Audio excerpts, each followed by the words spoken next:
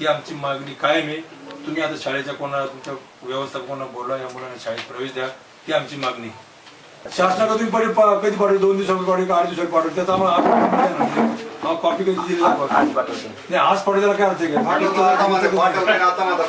पाठवतोय म्हणलं ते करा. तुमचं काय आपसातलं भांडण पालकांचं ते दुसरीकडे चालावं, याचा अर्थ असा नाही की मुलांनी घरी बसावं, असा अर्थ अजिबात नाहीये. हे बघा, तुमचं तसं म्हणणं असेल सर्वांचं तर मी तुमच्या सोबत येतो. त्यांचं काय म्हणे सर म्हणणं नाही, परंतु जे आहे मी माझ्या पद्धतीने कारवाई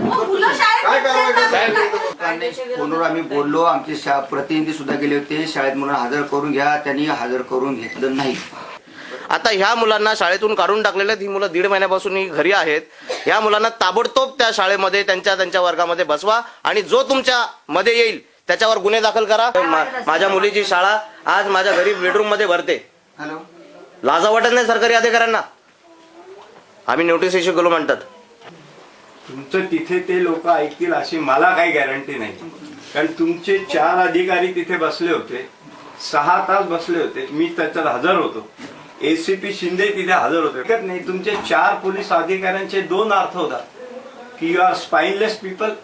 तुमच्यामध्ये काही कस नाही, तुम्हाला दिलेल्या पॉवर्स वापरता येत नाही. माझं मत असे की तुम्ही लोकांनी क्लार्क म्हणून काम करावं. त्या मॅडमने विचारलं who are you, how have you come, stupid, get out. एकदा गेट आउट नाही बोलल्या, 20-25 वेळा गेट आउट म्हणाल. ही गोष्ट तुम्हाला कळली, त्याच्यावर तुम्ही काही केलेलं नाहीये. म्हणजे तुम्हाला त्या अधिकाऱ्यांचा अपमान झाला तरी चालतं, तुमची इथे खुर्ची इंटॅक्ट राहिली म्हणजे पुरे. राजबिहारी मध्ये तुम्ही गेले ते तुम्हाला त्यांनी काही दाद दिली नाही. M I right? राजबिहारी मध्ये आम्ही संपलं. हे अशोकचे इथे आहेत. नाव इथे आमचं म्हणणं असं, आम्ही तुम्हाला निवेदन कुठे येते त्या निवेदनामध्ये असं आम्ही म्हटलेलं आहे, या सगळ्या लोकांच्या सहाय्यात ऍडव्होकेट वसुधा करार त्या 25 वर्ष वकिली करतायत आणि आम्ही वकिलांना कन्सल्ट केलं, तुम्हाला इथे बसण्याचा अधिकार राहिलेला नाही असं आमचं म्हणणं आहे. So you please go back किंवा राजीनामा द्या असं आमचं निवेदन. तुम्ही काय केलं मला सांगा. तुम्ही अजून ती सुनवाई बाहेर पाठवली असा आम्हाला रिपोर्ट आहे. तुम्ही ते प्रकरण दाबून राहिलेले आहेत. सुनवाईवर घेताना ते पाठवत नाही. आमचे एक डिमांड आहे की साहेबांनी यांचं क्लार्क म्हणून डिमोशन करायला पाहिजे. तुमचा जर कोणी ऐकत नाही तर काय उपयोग आहे. मुलांना त्यांनी शाळेत बसून द्यावं, आमचं आंदोलन मागे. तुम्ही मुलांना प्रवेश द्यायचा, प्रवेश झाला का आमचा प्रॉब्लेम थांबला. जर प्रवेश झाला नाही तर आम्ही तुमच्या ऑफिसला येऊन बसणार. आम्ही डे नाईट येथे बसणार. आम्ही ऑफिसला उठणार नाही.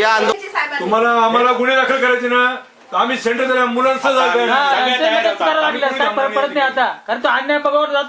अशोका युनिव्हर्सल शाळेची माझी मुलगी आजही शाळेच्या बाहेर 7 महिने झाले. तुम्ही काय कारवाई केली त्या राजबिहारी शाळेवर काय कारवाई केली ते आम्हाला कळू देतात.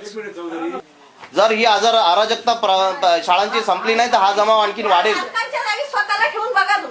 या शाळा त्यांचे कॉन्स्टिट्यूशन तुमच्या समोर म्हणतात की आम्ही नॉन प्रॉफिट मेकिंग ऑर्गनायझेशन आहोत आणि या बाहेर सर्रास प्रॉफिट तयार करतात. एक विनंती आहे, तुम्ही जर हे मुलं जर आज तुम्ही शाळेत टाकले ना तर कुठली शाळा हिंमत करणार नाही अशी परत. एक मिनिट, इथे जर का पालकांचा जर संयम सुटला त्याची जबाबदारी तुमच्यावर आहे.